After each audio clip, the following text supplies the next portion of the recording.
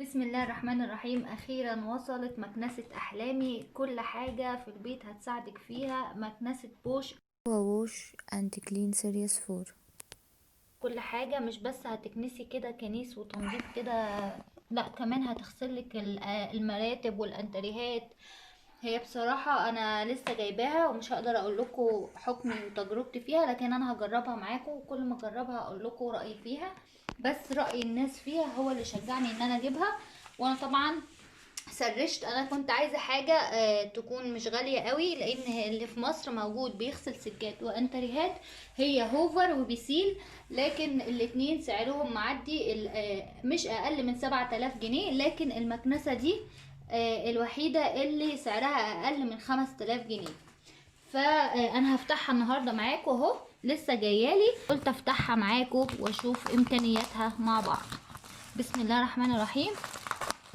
هنفتحها، بس انا عايزه اقول لكم بص الشركه محترمه جدا، طلبتها من يومين جت على طول. كمان بصوا متغلفه ازاي، مغلفينها حلوه جدا بحيث ان هي مثلا لو وقعت ولا حاجه. كده فتحنا اهو المكنسه، بسم الله ما شاء الله. وطبعا ده شهاده الضمان بتاعتها اهي. هما بوش كانوا اكوا قايلين ان ووش هي اند كلين سنتين سيريس ضمان 4. للمكنسه كلها و10 سنين الموتور، بس انا عايزه اتاكد من حته 10 سنين الموتور دي. هما حاطين الضمان معاه. اول حاجه الخرطوم بتاعها، بسم الله ما شاء الله. بصوا الخرطوم بتاعها اكتر حاجه عجباني فيها ان هو بصوا جامد جدا. لا يعني طبعا غير الخراطيم التانية اللي هي بتبقى في المكانس العادية، لكن ده بصوا قوي جدا جدا فما تتخيلوا. ممكن تقفي عليه مش هيتكسر، وده احسن حاجة عشان لو عندك اطفال. اهو كده خلاص، دي اول قطعة نحطها هنا. دي القطعة التانية، دي اللي هي المفروض بتاعت مسيح البلاط وبرضو غسيل السجاد. هي بتحطي هنا لو انت عايزة تمسحي البلاط بتحطي دي كده كده. بقى انا لسه بقى بتعلم. تمام، هي دي بتاعت غسيل السجاد، ودي طبعا ايه اللي بترش المية، ودي بتاعت البلاط. هنحطها هنا برضو. ودي بتاعت الانتريهات، قطعة برضو للانتريهات وللستاير. ممكن برضو تعملي بيها هدوم جوزك او كده، او اي جواكت وكده. وده الخرطوم اللي بترشي بيه المية اهو، بس الكواليتي حلو ما شاء الله. القطعة دي برضو ممكن تمسحي بيها البلاط، او ممكن كمان تعملي بيها المرايات الشبابيك كده يعني، لان هي بتلزق جدا. القطعة دي للباركيه لو انتي الارضية بتاعتك باركيه.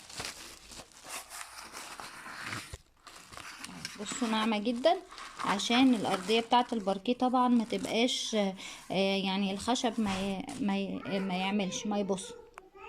القطعة دي بقى بتتحط في النص كده، هوريكم بتتحط ليه. بتتحط عشان خاطر فيها حاجتين، حاجة بتشفط التراب، وحاجة تانية بتغسلي بيها السجاجيد، فهتتحط في النص عشان تفصل ما بينهم. ده الكتالوج بتاعها طبعا لازم تراجعيه. ودي الايد بتاعتها، فيها طبعا كده بتطلعيها. لا الايد التانية اهي، بس ما شاء الله الايد قوية بسم الله ما شاء الله. حتى يعني بعد كده بقى نفتح المكنسة نفسها. ما شاء الله تبارك الله. ما شاء الله. بسم الله. هي يعني بصوا تقيلة قوي اهي. هنجيب بس الحاجة الاول اللي هنا اهي. دي بقى اللي بتشفط بيها التراب، القطعة الأساسية بتاعت المكنسة. هي أنا شفت ريفيوهات كتير، لقيت فيه قطعة زيها تانية بس هي مش بتبقى موجودة في مصر، مش عارفة ليه بصراحة. لكن مع ان الشركة كانت منزلة فيديوهات ليها ان القطعة دي موجودة، بس هي مش موجودة في مصر. هبقى انزل لكم صورتها دلوقتي فوق. بس لو حد في مصر جابها يا ريت يقول لي ان هي موجوده عنده ولا لا.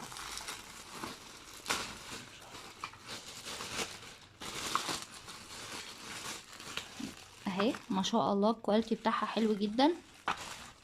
وفيها حته بقى، الحته دي بقى في ناس كتير ما يعرفوهاش، اللي هي دي. بص كده، دي بقى لو انتي مثلا في دبوس، في خاتم واقع منك، في اي حاجه، في وبره، الحته دي بتلم الوبره. لازم وانتي بتكنسي تشيلي الحته دي كده اهي وتحطيها كده يعني. فبتشيلي هنا في الحته دي، بتشيلي فيها ايه. ودي مش موجوده في اي مكنسه في مصر على فكره. بتلاقي بقى الحاجه اللي هي ضايعه منك في الحته دي. فدي حته برضو حلوه جدا، والكواليتي بتاعها ما شاء الله حلوه قوي، عجبني يعني.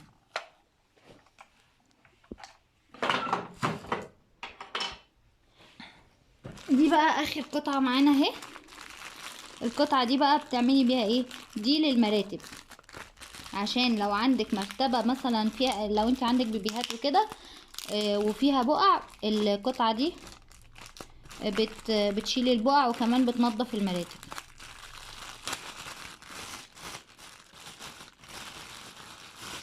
اهي بصوا هم حاطينها اصلا كمان ازاي، بصراحه حلوه قوي تغليفها يعني. اهي الحته دي بصوا هي يعني فيها حته كده كانها بتنظف المراتب، او لو دي ممكن تستخدميها برضو في الانتريات لو عندك بقع. تمام.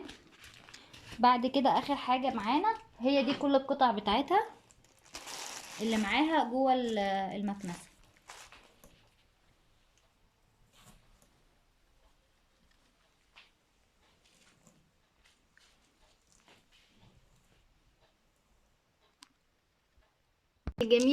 الجميل بقى ان المكنسه هنا زي ما قلت لكم بتلمى بكل حاجه، بتغسل وبتنظف وبتشفط التراب كمان. بصوا حاطين المسحوق بتاع الغساله معانا اهو. ايه ده؟ ناقص واحد، فانا مش عارفه بقى هو كده مفتوح وناقص منه واحد. بص الحمد لله بعد ما خلاص كنت هكلم الشركه لقيتها واقعه هنا. بصوا هي عامله ازاي، بس لقيتها الحمد لله يعني. كنت هزعل جدا يعني بصراحه لو ما لقيتهاش. دي فيها اتنين، واحده مسحوق للغسيل لإزالة البقع، وواحدة كمان عشان خاطر الرغاوي ما تكترش فيها، يعني بيحطوها من دي غطاين ومن دي غطاين. بتقعد معاكي وقت كبير، لكن هي ب400 جنيه. لكن في ناس قالوا ان في حاجة من ماي واي بتبقى من غير رغوة، ممكن استخدمها بعد كده. اكيد مش هجيبها من الشركة غالية كده يعني. نيجي بقى للمكنسة البوردة نفسها اهي. ما شاء الله هي يعني كل حاجة فيها حلوة، لكن اوحش حاجة فيها ان هي تقيلة بصراحة اهي. بص ده بيوريكي كل القطع اللي معاها اهي. اهو هنراجع مع بعض القطع دي موجودة ودي موجودة ودي موجودة ودي موجودة، دي موجودة ودي موجودة. فيها زي ما بقول لكم اهو في واحده ناقصه، انا معرفش بقى هي مش موجوده في مصر ليه بصراحه. لون البستاج في ابيض، في منها لون تاني اسود في ابيض، لكن مش موجود هنا في القاهره يعني او في مصر عامه مش هتلاقيها. المكنسة دي 2000 واط، في منها مكنسة تانية 1700 واط. الفرق بينها وبين المكنسة دي ان دي فيها سرعات، وان دي 12 متر السلك بتاعها، والتانية 10 متر بس. وتقريبا ايه الفرق بالظبط كده في الواط، يعني ان دي بتشفط اكتر وان دي فيها سرعات. هنا ده اللي بيشغل المكنسة، وده بتاع السلك بتشدي منه السلك. ودي السرعات بتزودي زي ما انتوا عايزين. طبعا هجربها معاكم في فيديوهات تانية عشان ما اطولش عليكم الفيديو. هنا ده لو الفلتر اتملى، احسن حاجه فيه ان الفلتر لما يتملى بيقوم رايح منور لك هنا، فانتي بتعرفي ان الفلتر اتملى منه. وده للشفط اللي هي لما بتيجي الميه بتاعت غسيل السجاد بتنور برضو لما بتيجي تركبيها، اللي هي هنا. وده بتحطي فيها السلك. هنيجي بقى من ورا هنا، ده بتفتحي من هنا زرار، بتفتحيها كده وتقومي فاتحاها كده اهي، مش عارفه بتتفتح ازاي، ممكن تورينا كده. الفلتر اهو، دي بتتغسل طبعا بعد كل فتره كده، وده اول فلتر فيها. هي بتحتوي على 3 فلاتر اهو. بتقفليها بعد ما تغسليها طبعا بعد الاستخدام. افتحها كده اهي، برضو مش عارفه بتتفتح منين هنا، ممكن تفتحها لنا اهي. هي بتتشال على طول كده زي ما انتم شايفين، متتفتحش. ده بقى نصين، هي نصين. لو انت عايزه تشتغلي بيها ميه غسيل سجاد وفي نفس الوقت تشفط تراب، تحطي ده. لكن الافضل ان انت تشيليه خالص، وبرضو وانت بتشفطي التراب حطي شويه ميه وشويه معطر كده، فالتراب لما يتشفط هيبقى عامل زي الليكويد كده سائل، فمش هيبقى مطرب المكنسه هنا خالص. وده الافضل عشان ما تستخدميش ده، لان ده مؤقت مش دائم. يعني ده بعد مثلا كذا استخدام هيبوظ، وهتحتاجي ان انت تجيبي اكياس من ده تاني، او ممكن تجيبي اللي هو الدائم، هو تقريبا ب150 جنيه. لكن اصلا كده كده انت مش هتستخدميه خالص، بس هي طبعا قطعة محترمة يعني. وانت لو انت عايزة تشغلي الاتنين، هي القطعة اهي كده. خلي بالكم من القطعة دي عشان ما تتكسرش، بتقف كده اهي عشان الفلتر بيجي هنا ودي بتيجي تمسك هنا. عايزه اقول لكم بقى، ده الفلتر التاني اهو، برضو بيتشال ويتغسل بعد فتره كده لما تلاقيه اتوسخ طبعا. هوريكم تالت فلتر. يبقى المكنسه كده بتحتوي على 3 فلاتر، تركب بالشكل ده. ودي بقى اللي بتحط فيها. انا عايزه اقول لكم دي الحته اللي انا بقول لكم هتحطوا ميه بدل ما تشغلوا دي وتعملوها بالتراب، لا اركنوها. انا هركنها طبعا. دي بتحتوي اهو، هم عاملين لك اهو تحطي ميه لحد هنا بشويه معطر، او مش لازم معطر، وهي لما تيجي تشفطي التراب هتتحول ليكويد كده وما تطربش الدنيا يعني. انا عندي سؤال، يعني انا كده اشتغل عليها ميه وتراب عادي جدا. عادي؟ يعني ممكن اشفط تراب وانا في الوضع ده وميه بالوضع ده؟ بس لو انت هتشفط تراب لازم ان انت تحط ميه لحد هنا مثلا كده، وشويه مثلا معطر عشان لما الميه، عشان ما تطربش الدنيا. لان انت لو انت شفطت تراب من غير الكيس، من غير ما تحط ميه فيها، هتلاقي الدنيا طربت جامد. وكده تغنينا عن دي خالص. دي فتشيلها خالص. ممكن اشيلها خالص. ماشي. ودي ده احسن طبعا حاجه فيها. الميه الكتيره اللي هي مش موجوده في ال1700، لان 1700 كانت امبوله صغيره لو تفتكر. بالظبط. صحيح. بصوا دي كام لتر؟ 1.7 يعني 1.5 او بالظبط كده. بتمليها لحد هنا، وبتحطي الشامبوهات اللي هما جايبينها دي لغسيل السجاد، دي للميه النظيفه عشان ايه؟ الخرطوم بتاع غسيل السجاد اهو. انا بحاول اقول لكم كل حاجه، لان انا عارفه ان مفيش ريفيوهات مصريه كتيره عن المنتج ده، فحاول بقى ان انا اعمل لكم عنه.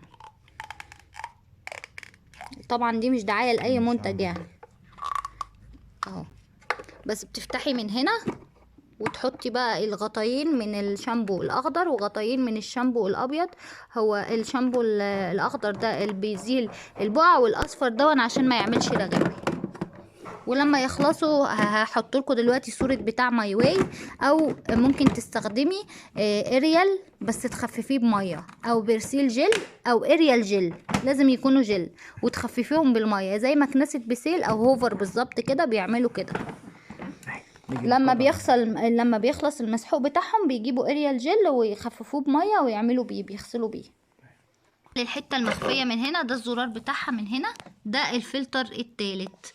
انصحكم ان انتوا ما تعملوه، هو ما كاتبين عليه ان هو بيتعمل بالميه، لكن انصحكم ان انتوا ما تعملوهوش بالميه، تبقوا تعملوه بالمنفاخ او اللي هو البلاور يعني، وتشيلوا منه التراب بس، لان انا كنت عملت بتاعي فباظ. او ممكن تكون اللي هي بتاعت الست بتاعت الشركه كانت قالت لي ممكن تجيبي فرشه اسنان وتنضفيه بيها برضو اهو. وفي كمان حته فلتر اهو ده بتشيليه برضو، بتحطيه كده وتقفليه كده. الناحية التانية برضو بتفتحي من هنا كده دي بقى باقي الملحقات بتاعه الجهاز. دي لتنظيف برضو التراب، ده مثلا للصوفة والانتريهات والصالون والحاجات دي كلها. دي مثلا للشبابيك او لاي حاجه كده اللي تنضفي بيها الموبيليا، تنضفي بيها الترابيزات، تنضفي بيها العفش. دي مهمة جدا. دي مثلا للشبابيك، الحاجات اللي هي مثلا كده، الحاجات اللي هي ما بتقدريش توصلي لها، تقدري توصلي لها من خلال دي، تحطيها في الخرطوم وتشيلي منها التراب. دول 3 هم بيبقوا موجودين هنا. ودي حلوة برضو عشان ما يضيعوش منك، عشان طبعا لو حد عنده اطفال اكيد هيحطهم في اي حتة وينساهم، فهم بصوا حاطينها كده، فدي حتة برضو تحسب لهم وبتقفليها كده. الفيشه بتاعتها بصوا هنا اهي، وده الزرار بتاع ان انت تشيلي الفيشه. الفيشه بتاعتها احلى حاجه، المميزات عن ال 1700 واط ان هي 12 متر، يعني ممكن تروحي الشقه كلها تستخدميها وانت حطاها في فيشه واحده، بدون ما انت كل شويه تروحي تشيلي فيشه وبتاع. فده احلى حاجه فيها ان هي 12 متر، يعني ممكن لو الشقه بتاعتك واسعه براحتك بقى. هروح احط لكم بقى اهو الفيشه. تمام اهو. بصوا بقى هنفتح كده مع بعض.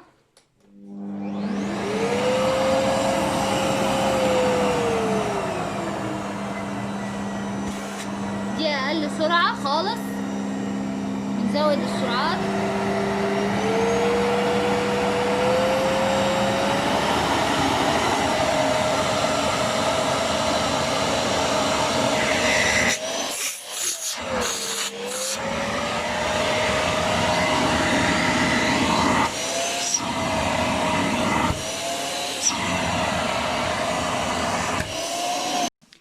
بس كده اهي المكنسه كلها اهي، ما شاء الله حلوه جدا ككواليتي. انا لحد الان لسه ما جربتهاش، هحاول انزل لكم الفيديو بتاع ان انا اجربها على طول بعدها، عشان خاطر لو انتوا حابين ان انتوا تشوفوها تشوفوا بعدها الفيديو على طول.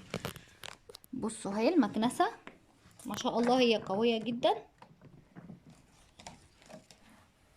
والسلك بتاعها عجبني جدا جدا جدا. دي ملحقاتها كلها هجربها لكم الفيديو الجاي. هعمل لكم الانتريه والسجاد وهشفط منها التراب ونشوف قوة الشفط بتاعها. انا مش عايزة بس اطول عليكم الفيديو. لو عجبكم الفيديو ده ما تنسوش تعملوا لي لايك وتشتركوا في قناتي وتفعلوا الجرس عشان يوصلكم كل جديد، وعشان الفترة الجاية هعمل لكم ريفيوهات عن منتجات وعن بشرة وشعر ومنتجات، حاجات في البيت المصري او في البيت العربي لكل السيدات ان شاء الله. ما تنسوش بقى تعملوا لي لايك لو عجبكم الفيديو ده، وتنزلي تعملي لي كومنت تقولي لي رأيك في المكنسة. مع السلامة، واستنوني فيديوهات تانية كتير.